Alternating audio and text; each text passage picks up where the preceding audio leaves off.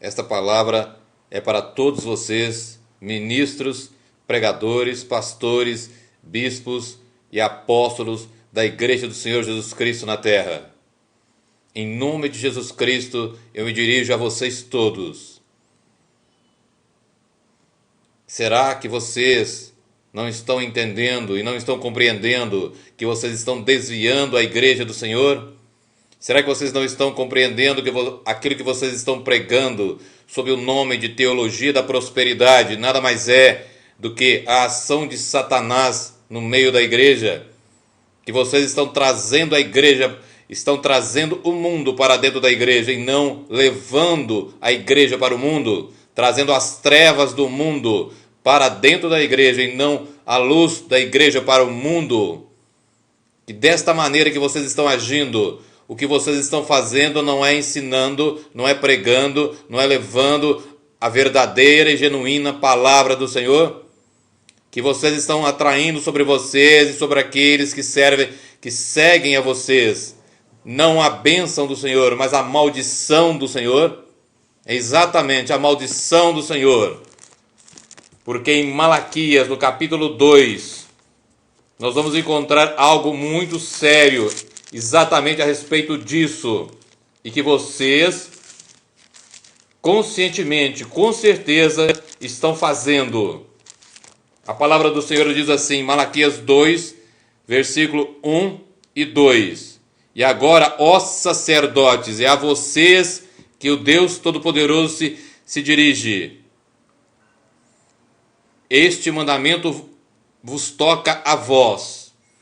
Se não ouvirdes e se não propuserdes no vosso coração dar honra ao meu nome, diz o Senhor dos Exércitos, enviarei a maldição contra vós e amaldiçoarei as vossas bênçãos. E já as tenho amaldiçoado, porque vós não pondes isso no coração. Vocês estão levando milhares e milhares de ovelhas para o inferno juntamente com vocês. Vocês estão ensinando um evangelho que não é o evangelho de Jesus Cristo. Vocês estão ensinando a porta larga e o caminho espaçoso. O que Jesus disse em Mateus 7, 13 e 14. O verdadeiro evangelho, o verdadeiro cristianismo, trata-se de porta estreita e caminho apertado. O Senhor Jesus, quando foi preso, diante de Pilatos, ele deu testemunho e disse que o meu reino não é deste mundo. Ele estava nos levando a verdadeiramente viver o que ele ensinou em Mateus 6, 33. Buscar em primeiro lugar o reino dos céus e a sua justiça, e todas as demais coisas serão acrescentadas. Ou ainda, em 1 Coríntios 10, 31, quer comais, quer bebais ou façais qualquer outra coisa, fazei tudo para a glória de Deus.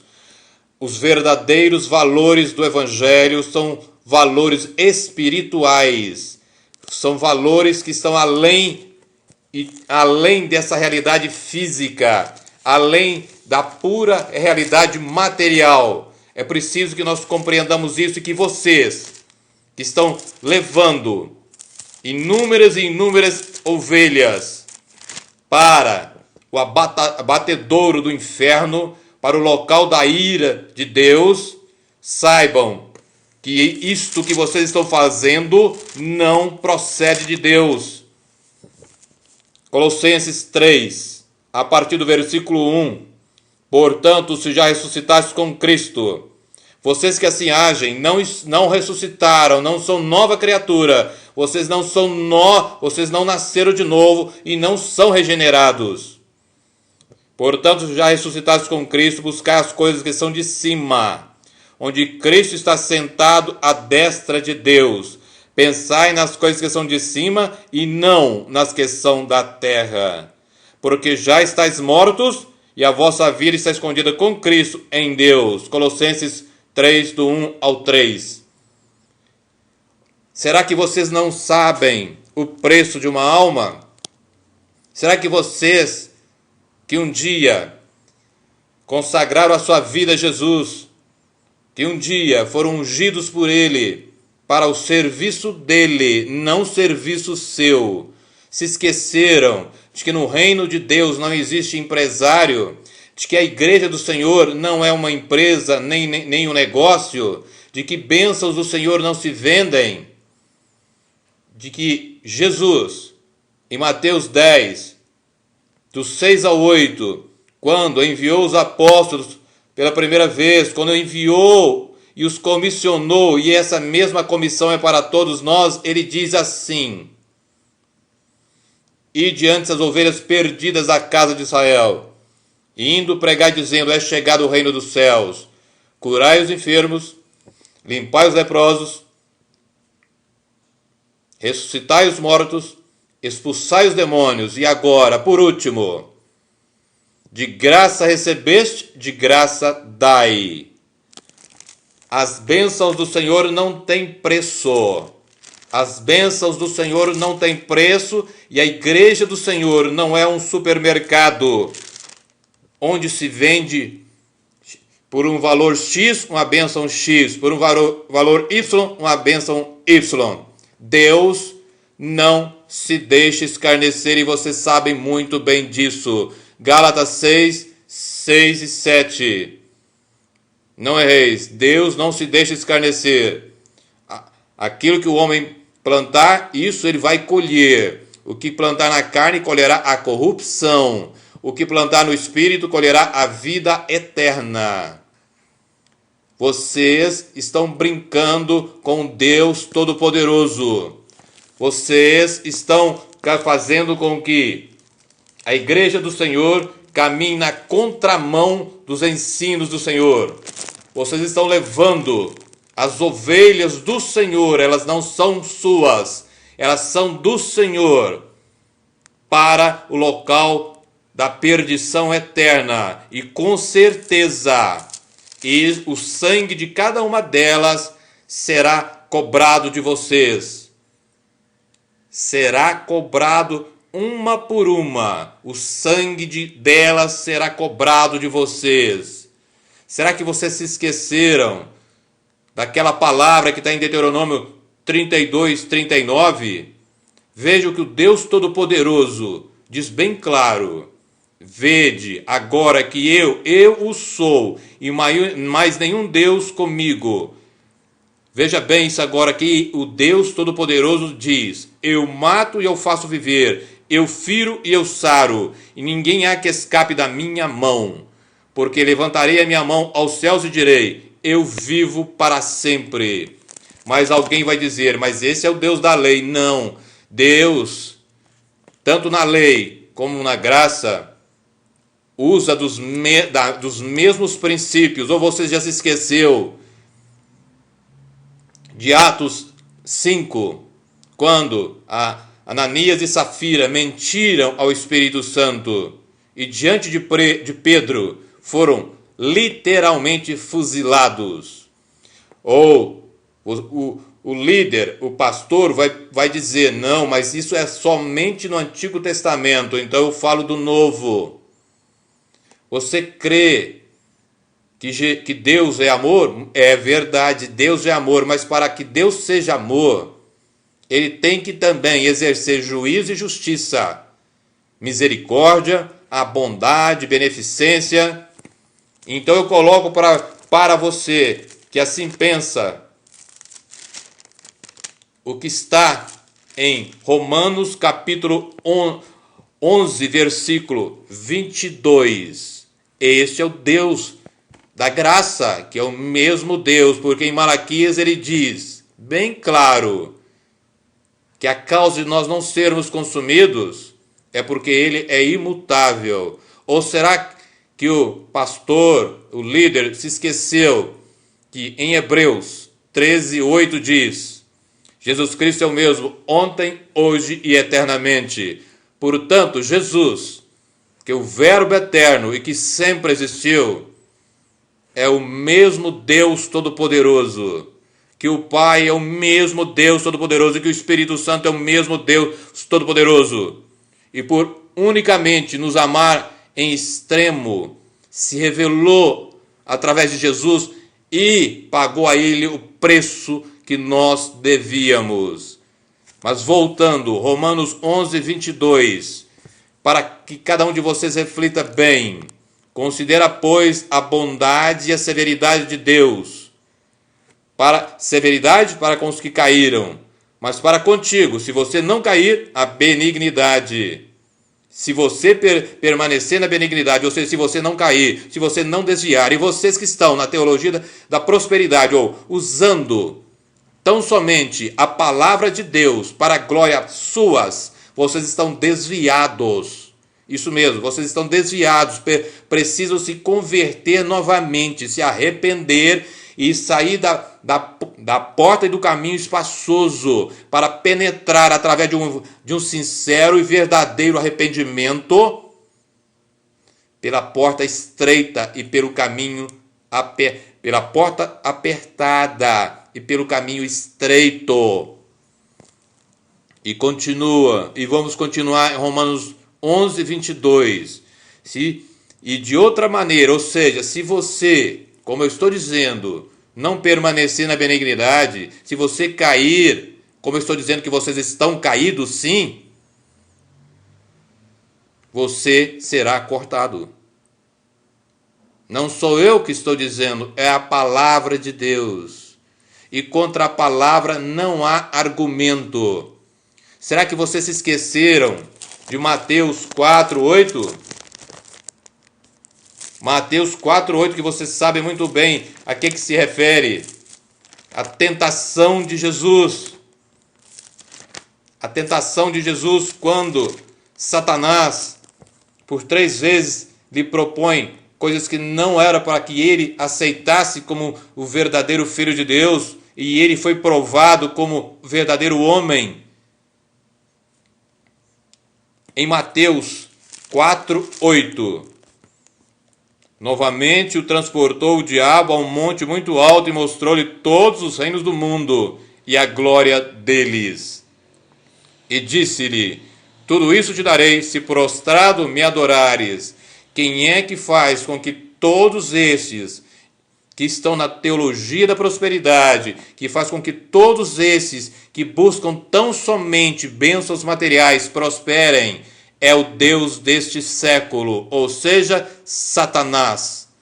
Pois foi isso que desde o início ele propôs a Jesus e propõe a todos aqueles que deixam de vigiar e do caminho estreito passam para o caminho largo. Será que vocês se esqueceram que só existe um alguém que é caminho, verdade e vida? Ou que o caminho, a verdade e a vida é uma pessoa? E essa pessoa é Jesus Cristo. João 14:6. Não adianta conhecer a palavra de Gênesis e Apocalipse, porque Satanás conhece muito mais do que o melhor de todos os teólogos. No entanto, ele só a usa para o mal, como tentou com Jesus. Não adianta se você conhecer e não viver. Jesus diz o seguinte em Mateus 22:29: errais não conhecendo as Escrituras e nem o poder de Deus. Não se brinca com Deus Todo-Poderoso e nem com as coisas do eterno Deus, nem com Ele e nem com as coisas que dele procedem. Será que vocês não sabem que aquele Deus que é amor, que aquele Deus que é juízo e justiça, não vai, no tempo determinado por Ele, exercer a sua justiça contra tudo e contra todos? Ou vocês se esqueceram de 2 Coríntios 5:10 e de Romanos 14:10, que diz que todos nós temos que nos comparecer diante do tribunal de Cristo para receber o bem e o mal, segundo aquele que fizermos no corpo. Nós temos que prestar atenção, e por isso eu estou advertindo a vocês, líderes, a vocês, pastores, a vocês, pregadores. Ainda é tempo de voltar, ainda é tempo de arrependimento. Será que vocês não se deram conta que Jesus, depois de 30 anos de preparação, quando começou o seu ministério, as suas primeiras palavras que nos foram narradas por Marcos e por Mateus, Marcos 1,15 e Mateus 4,17, foram isto: arrependei-vos e crede no Evangelho. Arrependimento. A porta do reino dos céus chama-se arrependimento. E não se é cristão se não se tiver crescendo cada vez mais em arrependimento todos os dias, todos os momentos da vida, fazendo com que nós mesmos estejamos nos diminuindo para que Deus cresça, assim como João diz no Evangelho de João, capítulo 3, versículo 30. Capítulo 3, versículo 30. E agora a minha alegria se completa, que eu desapareça e que ele cresça. Vocês estão fazendo o contrário. Vocês estão aparecendo e fazendo com que Jesus desapareça. Será que a palavra de Deus, a Bíblia, está errada quando ela diz que nós devemos servir e não ser servido? Que nós devemos nos colocar como servos e como criados? Veja o que Jesus, o Senhor, o seu Senhor, o meu Senhor, diz em Mateus 20, a partir do versículo de número 25. Então Jesus, chamando-os para junto de si, disse: bem sabeis que pelos príncipes dos gentios são estes dominados, e que os grandes exercem autoridade sobre eles. Não será assim entre vós, mas todo aquele que quiser entre vós fazer-se grande, que seja vosso serviçal. E qualquer que entre vós quiser ser o primeiro, que seja vosso servo. Bem como o Filho do Homem não veio para ser servido, mas para servir e para dar a sua vida em resgate de muitos. Eu vou repetir o último. Bem como o Filho do Homem não veio para ser servido, mas para servir e para dar a sua vida em resgate de muitos. Vocês ainda não acordaram para a realidade do Evangelho? Vocês não veem que estão caminhando a passos largos para o inferno, de braços dados com Satanás?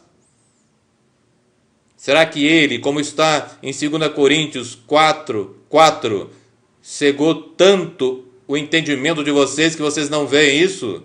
Não percebem o que está acontecendo? E vocês estão entrando em comunhão, estão entrando em aliança com aquilo que Deus falou para que nunca entrasse. Não há comunhão entre luz e trevas.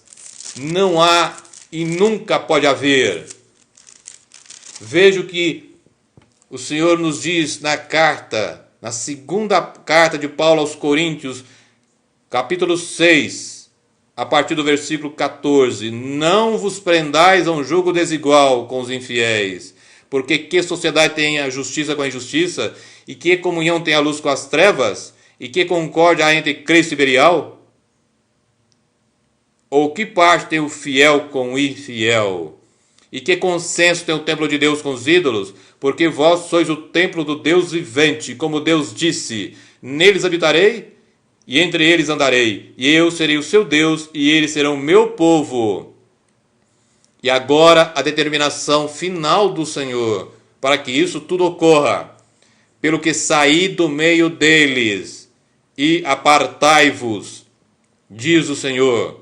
E agora, e não toqueis nada imundo, é a condição, e eu vos receberei, e eu serei, então, para vós, Pai, e vós sereis, para mim, filhos e filhas, diz o Senhor Todo-Poderoso. Vocês estão se enchendo tanto de vocês mesmos que não cabe e vocês não estão dando espaço para o Espírito Santo na vida de vocês.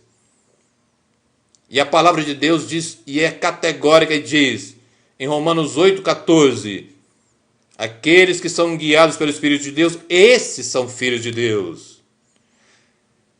Em Efésios 4,30, ele diz, não entristeçais o Espírito Santo, com o qual estáis selados para o dia da redenção. Vocês estão quebrando o selo do Espírito Santo. E em 1 Tessalonicenses capítulo 5, ele diz, não extingais o Espírito. Vocês estão no processo da apostasia, do afastamento da fé. E isso não trará a vocês nada de bem e nada bom diante do Deus Altíssimo. O Senhor está aguardando que vocês ainda se arrependam, para que vocês possam ser objeto da sua misericórdia. O que nós lemos em Provérbios 28:13? Aquele que encobre as suas transgressões jamais prosperará, mas aquele que confessa e deixa alcançará misericórdia. Para que a misericórdia do Senhor seja abundante e seja permanente na sua vida, você tem que não somente confessar, mas deixar o pecado. Vocês estão sendo extremamente tolerantes com o pecado nas suas igrejas, a começar de com vocês mesmos. E é por isso que eu repito mais uma vez, é preciso que vocês novamente sejam regenerados. Ou será que também vocês se esqueceram do que está escrito na segunda carta de Pedro, no capítulo 2, a partir do versículo 20?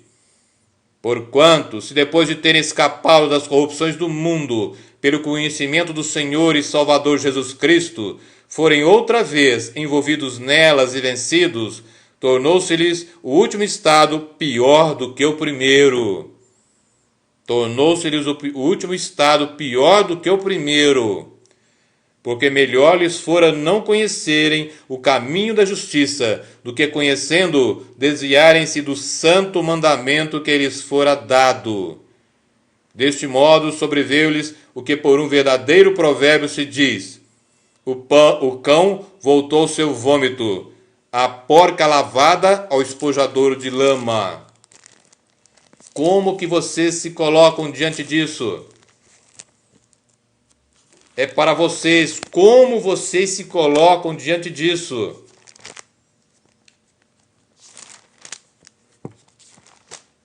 Vocês ainda têm a coragem de pregar riqueza, riqueza, riqueza e só riqueza?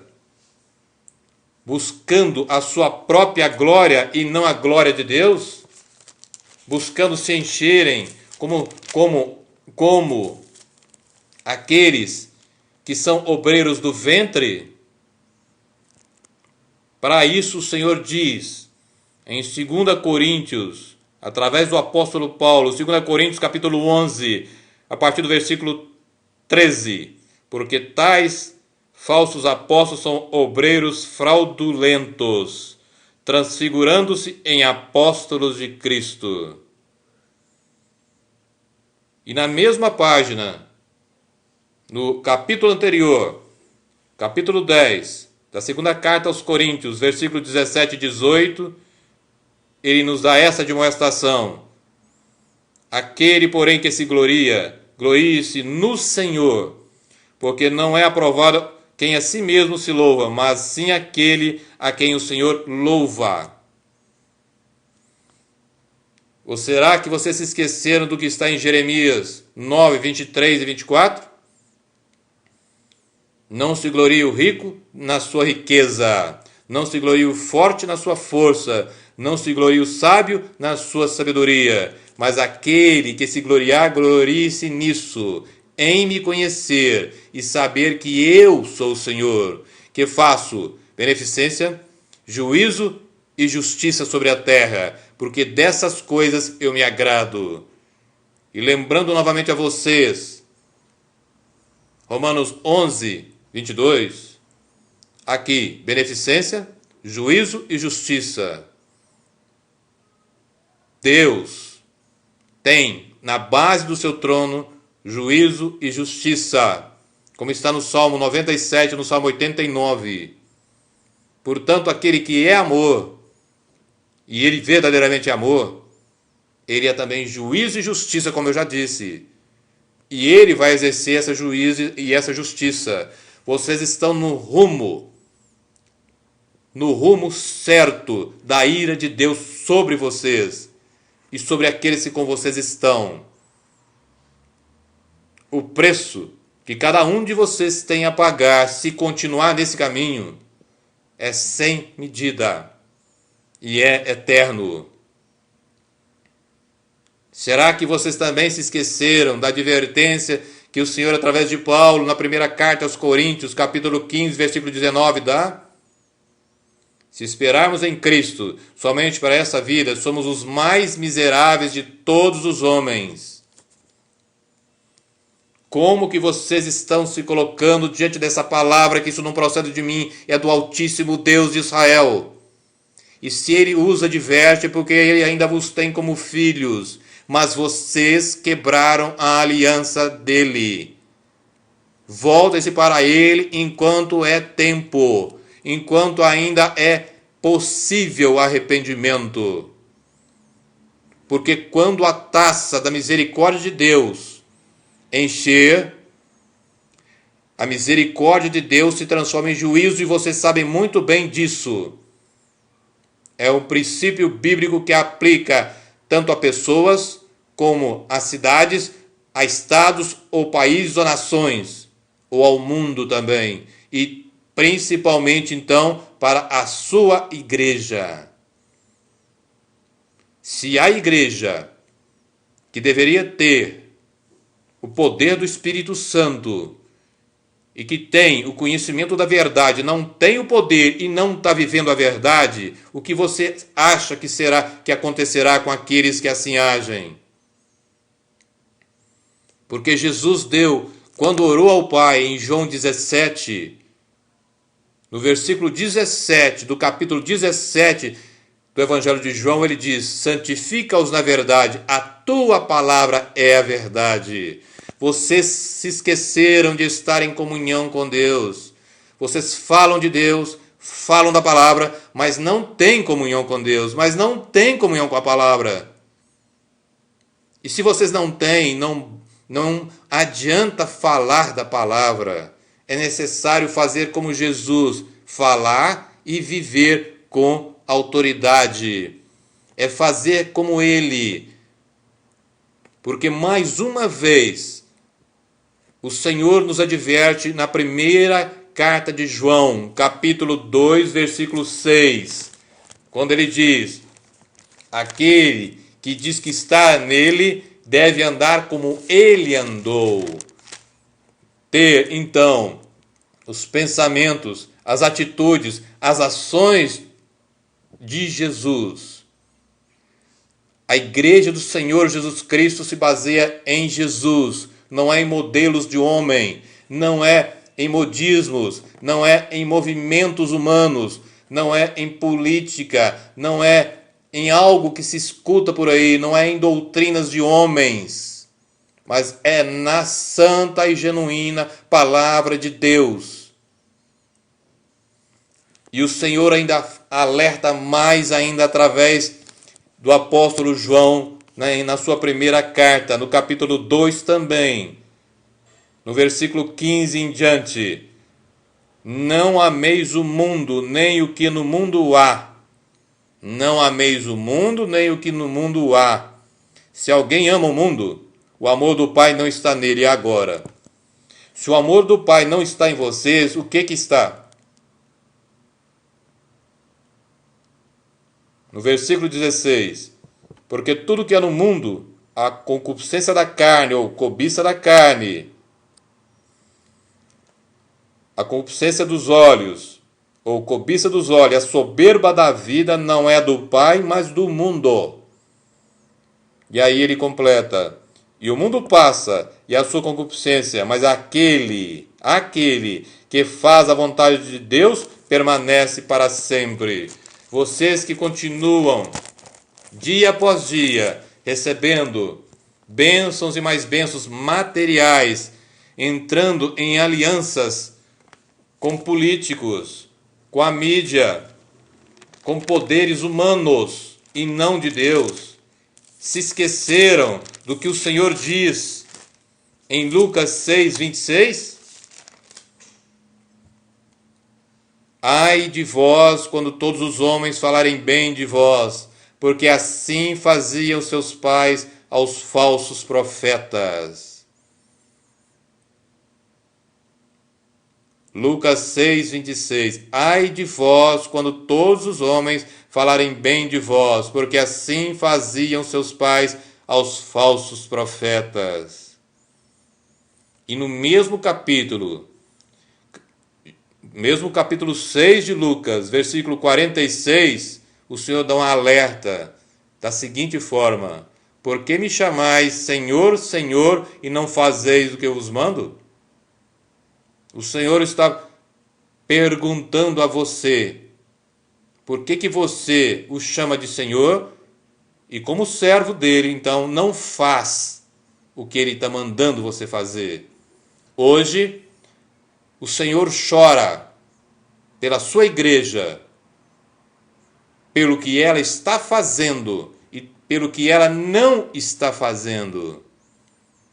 Hoje é tempo de arrependimento e não de alegria. É tempo de se voltar para Deus, com pano de saco, se prostrar e pedir misericórdia. E vocês não estão fazendo. Vocês estão se colocando em posição de deuses que não são, tentando tirar do Altíssimo a honra que só a ele pertence. Isaías 42:8. Eu sou o Senhor, este é o meu nome, a minha glória, pois a outrem não darei, nem o meu louvor às imagens de escultura. Será que vocês também se esqueceram do que está escrito de Gênesis e Apocalipse a respeito daqueles que são falsos profetas, daqueles que ensinam o errado e colocam ele como certo? Será que vocês se esqueceram das advertências da palavra de Deus? Será que vocês estão verdadeiramente tão cheios de si que não podem nem escutar esta palavra, que vem como sementes do Altíssimo Deus para vocês, para a vida de vocês, para o ministério de vocês? Refaçam as suas alianças com o Senhor enquanto é tempo, para que contra vocês não fique aquilo que está escrito por Tiago na sua carta, capítulo 4, versículo 4. Adúlteros e adúlteras, não sabeis vós que a amizade do mundo é inimizade contra Deus? Portanto, aquele que quer ser amigo do mundo constitui-se inimigo de Deus. Não queira ser inimigo de Deus. Não queira ser e nem viva como inimigo do Todo-Poderoso. E finalmente, eu lembro a vocês líderes o que está em Isaías 63:10. Vejam como é importante e como que o Deus Altíssimo luta contra vocês. Mas eles, se referindo ao povo de Israel, e que também se diz respeito a vocês, mas eles foram rebeldes e contristaram o seu Espírito Santo, pelo que ele lhes tornou em inimigo, e ele mesmo pelejou contra eles. Se um homem contende contra outro homem, Deus pode ser o juiz. Mas se vocês, como homens, estão pelejando contra o Altíssimo Deus, quem será o juiz de vocês?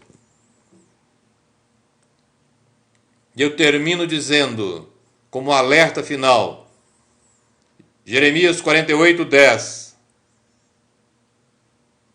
Maldito aquele que fizer a obra do Senhor fraudulentamente. Igreja, acorde enquanto é tempo. Amém e amém.